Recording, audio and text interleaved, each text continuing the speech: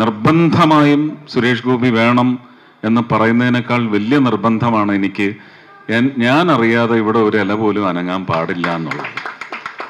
അത് വലിയ നിർബന്ധമാണ്. എനിക്കറിയാം ഇതിൻ്റെ പേരിൽ വരാൻ പോകുന്ന വേറെ അടിക്കുറിപ്പുകളൊക്കെ വരുന്നവരിരുന്ന് ചൊറിഞ്ഞു പൊട്ടി ഒലിപ്പിച്ച് നടക്കത്തേ ഉള്ളൂ. വേറെ ഒരു മാർഗവും അവർക്കില്ല. കാരണം വെള്ളായണി എന്ന് പറയുന്ന ഗ്രാമത്തിൻ്റെ, കല്ലിയൂർ എന്ന് പറയുന്ന ഗ്രാമപഞ്ചായത്തിൻ്റെ വികസനത്തിൻ്റെ ചരിത്രം എടുത്ത് പരിശോധിച്ചാൽ ഈ ചൊറിയന്മാർക്ക് അതിനുള്ള ഉത്തരം കിട്ടും. അതിനപ്പുറം എനിക്കൊന്നും പറയാനില്ല.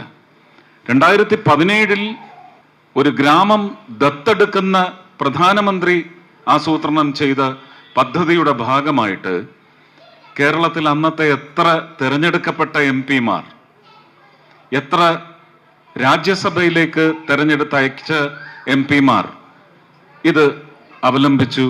അത് ഒരു രാഷ്ട്രീയത്തിന് നൽകുന്ന, ഒരു ഭരണത്തിന് നൽകുന്ന പിന്തുണയല്ല.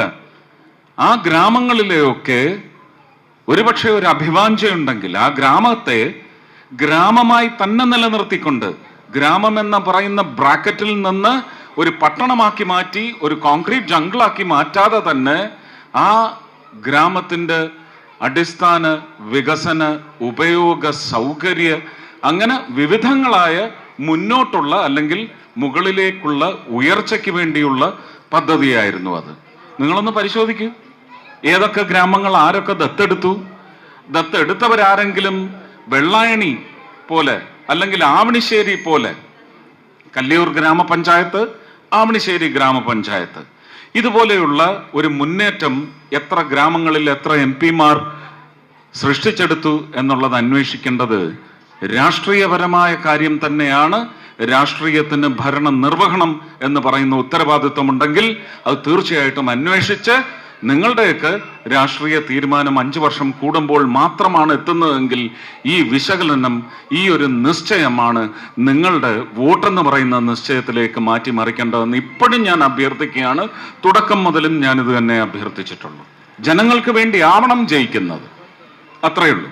ഇപ്പോൾ ഇവിടെ പണ്ടാരക്കരി പാടത്തിന്റെ കാര്യം പറഞ്ഞു. ഞാൻ എൻ്റെ കൺമുന്നിൽ വെച്ചാണ് ഒരിക്കൽ ബണ്ട് പൊട്ടി ആ ഒരു 50 ലക്ഷം, ഏതാണ്ട് 1 കോടി രൂപയുടെ പച്ചക്കറികൾ ഏതാണ്ട് അതിൻ്റെ ഒരു വിളവിലേക്ക് അടുക്കുന്ന, വിളഞ്ഞു വരുന്ന സമയത്താണ് വെള്ളം കയറി നശിപ്പിച്ച് കളയുന്നത്.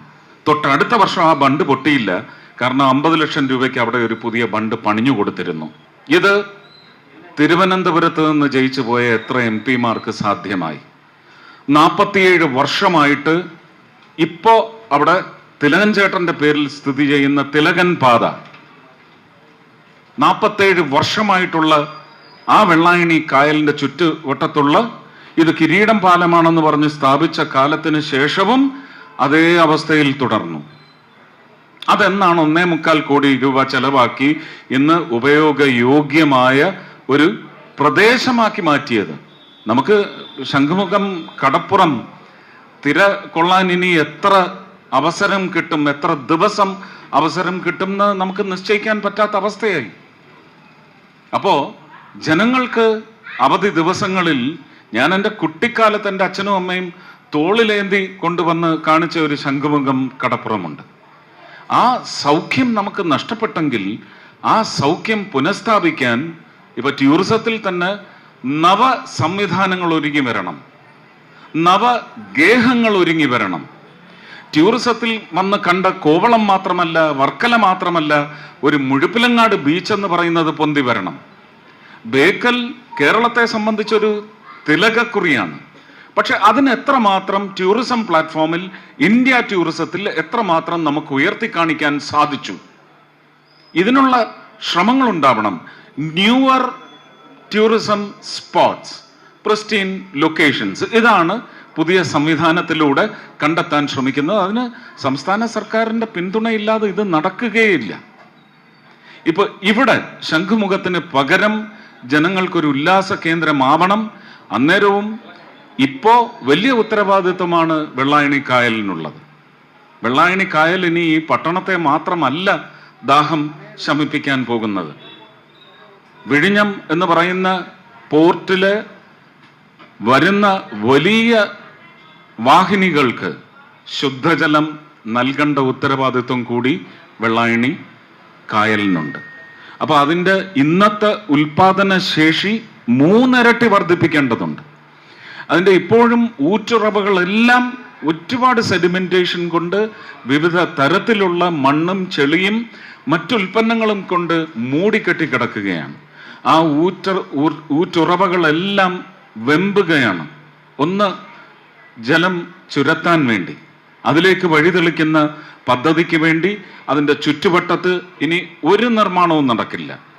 ആ സ്ഥല ഉടമകളെല്ലാം അത് ജലമാണോ നിലമാണോ കരയാണോ എന്ന് തിരിച്ചറിയാത്ത ഒരവസ്ഥയിൽ, അതുകൊണ്ട് ആ സ്ഥലത്തിനുള്ള കരമടയ്ക്കാനുള്ള പണം മറ്റു മാർഗങ്ങളിലൂടെ സമ്പാദിച്ച് കരമടയ്ക്കേണ്ട അവസ്ഥയിലുണ്ടെങ്കിൽ അത് സർക്കാർ ഏറ്റെടുത്ത് ഇതിൻ്റെ ഇപ്പോൾ ഉള്ള ഒരു 11.25 കിലോമീറ്റർ എന്ന് പറയുന്ന ചുറ്റളവ് കരയിലേക്ക് പുനഃക്രമീകരിച്ച് അത് 15 കിലോമീറ്റർ ആക്കി തരികയാണെങ്കിൽ അവിടെ അന്താരാഷ്ട്ര നിലവാരത്തിലുള്ള ഒരു വാക്കേഴ്സ് പാത്ത്, ഒരു ജോഗേഴ്സ് പാത്ത്, അതുവഴി തന്നെ വെള്ളത്തിലേക്ക് ഒരാൾക്ക് ഒന്ന് തുപ്പാൻ പോലും കഴിയാത്ത ഒരവസ്ഥയിലേക്ക് അതിനെ ശുദ്ധ ജല തടാകമാക്കി മാറ്റുന്നതിന് വേണ്ടിയുള്ള പദ്ധതിയും ഉണ്ട്.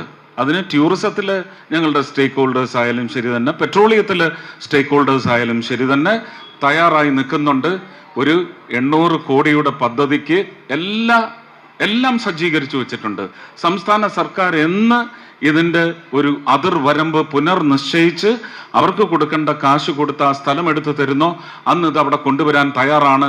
വെള്ളായണി കായൽ എന്ന് പറയുന്നത് ലോകത്തിൻ്റെ ടൂറിസം നിലവാരത്തിലേക്ക് ഉയർത്തപ്പെടുന്ന, തിരുവനന്തപുരത്തിനല്ല, കേരളത്തിനല്ല, ഭാരതത്തിന് അവകാശപ്പെടാൻ കഴിയുന്ന ഒരു സ്വർണ്ണ തിലകക്കുറിയായി മാറും. ഇതൊക്കെ ഹൃദയത്തിൽ ആഗ്രഹം തന്നെയാണ്.